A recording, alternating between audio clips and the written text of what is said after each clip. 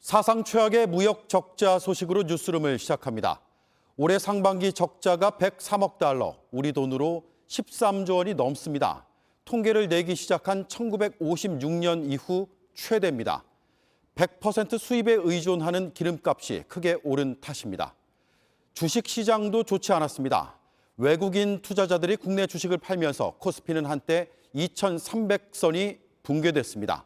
물가가 실물 경제와 금융시장을 동시에 덮친 겁니다. 첫 소식 이세누리 기자입니다. 7월 첫날부터 추경호 경제부총리가 가장 먼저 찾은 곳은 인천의 수출기업이었습니다. 우리 경제의 버팀목인 수출기업들의 힘을 실어주기 위한 방문이었지만 희망적인 메시지만 낼 순 없었습니다. 수출 기업이 직면한 어려움 대부분이 단시일 내에 개선되기 쉽지 않은 대외적인 요인임을 감안할 때 하반기 수출 여건도 녹록치 않을 것으로. 비슷한 시각 산업통상자원부는 올해 상반기 무역 수지를 발표했습니다. 수출액에서 수입액을 뺀 수치인데 결과는 마이너스 103억 달러, 역대 가장 큰 폭의 적자였습니다. 상반기 수출이 1년 전보다 16% 늘었지만 수입이 26%나 늘었기 때문입니다. 월별로는 4월부터 6월까지 적자인데 석 달 연속 적자는 2008년 금융위기 이후 14년 만입니다. 녹록치 않은 여건이었지만 역대 반기 최고 수출 실적을 달성할 수 있었습니다. 3개월 연속 적자라는 것이 가볍지 않은 상황입니다. 매우 엄중한 상황인데. 수입이 크게 늘어난 건 원유와 가스 등 에너지 가격이 88% 오른 영향이 컸습니다. 무역 수지에 이어 경상 수지까지 나빠지면 국내 실물 경기에 불안을 느낀 외국인 자금이 빠져나갈 수도 있습니다. 미국이 이달 이른바 자이언트 스텝으로 금리를 올릴 수 있어서 자금 유출 우려는 더 커지고 있습니다. 실제 오늘 오후 한때 코스피 지수는 1년 8개월 만에 2,300선이 무너졌습니다. 외국인 투자자가 3천억 원어치 넘는 국내 주식을 팔았습니다. 미국 연준의 금리 인상이 상당히 좀 가파르게 향후에도 진행됨에 따라서 한국과 미국의 이제 금리 역전이 우려되는 상황 때문에 이제 외국인들의 자금이 빠져나간다는 우려가 확산되고 있습니다. 다음 주 초엔 6월 소비자 물가가 나오는데 6% 넘게 올랐을 가능성도 배제할 수 없습니다. JTBC 이세누리입니다. 네, 오늘 기름 넣으려고 기다리셨던 분들 많을 것 같습니다. 오늘부터 유류세 인하 폭이 30%에서 37%로 늘었기 때문입니다. 주유소에 가봤습니다. 이게 내린 게 맞아? 라는 얘기를 많이 들었습니다. 장서윤 기자가 다녀왔습니다. 휘발유 가격이 리터당 2,000원대로 떨어진 주유소. 차들이 끝없이 들어옵니다. 여기가 그래도 제일 싸다고 해가지고.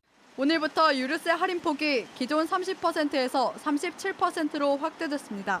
이번 조치로 휘발유는 리터당 57원, 경유는 38원, LPG 부탄은 12원씩 더 싸집니다. 연일 고공행진하던 기름값도 2달 만에 꺾였습니다. 하지만 시민들에겐 와닿지 않습니다. 내린 거 맞아요? 별로 내린 것 같지가 않아. 원체 비싸가지고. 이거 내려갖고는 또 주유소마다 또 가격이 또 천차만 별이다. 주유소만 잘 지나가면 30원 얼마든지 차이가 나는데. 오늘 오후 5시 기준 전국 휘발유 평균 가격은 2,128.84원으로 어제보다 평균 16원 떨어졌습니다.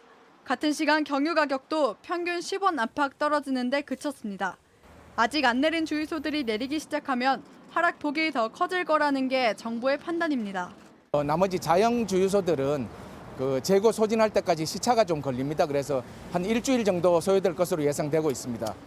하지만 이번에도 찔끔 내리고 다시 오를 거라고 의심하는 시민들이 적지 않습니다. 지금까지 유류세 인하분이나 국제유가 하락분이 국내 기름값에 제대로 반영된 적이 별로 없다는 이유에서입니다.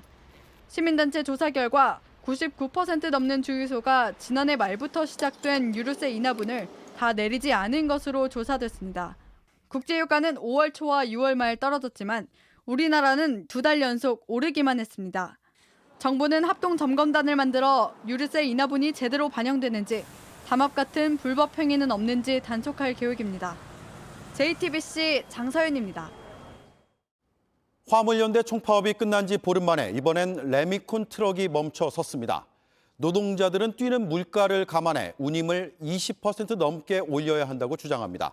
반면 업체들은 기름값을 대주기 때문에 그럴 수 없다고 맞섭니다. 오원석 기자가 취재했습니다. 수도권의 레미콘 트럭 기사들이 서울 종로구 동화면세점 앞에서 집회를 시작한 뒤 서울역까지 약 1시간 동안 행진을 이어갔습니다. 레미콘 차주 7천여 명이 운임료 인상을 요구하며 거리로 나왔습니다. 행진 대열이 500m에 이릅니다. 삼표산업, 유진기업 같은 레미콘 생산업체와 운임 인상을 협상하던 레미콘 운송 노동조합이 합의가 안 되자 운송 거부에 돌입한 겁니다. 지금은 레미콘을 건설 현장까지 한 번 실어 나르는데 5만 6천 원을 받습니다. 이 운임을 7만 1천 원으로 지금보다 27% 올려달라는 게 노조의 요구입니다. 지난 2년 동안 생산업체가 건설 현장에 납품하는 레미콘 단가는 20% 가까이 올랐는데 운임 인상은 한 자릿수에 머물렀다는 겁니다. 더구나 최근 크게 오른 물가도 고려해야 한다는 주장입니다.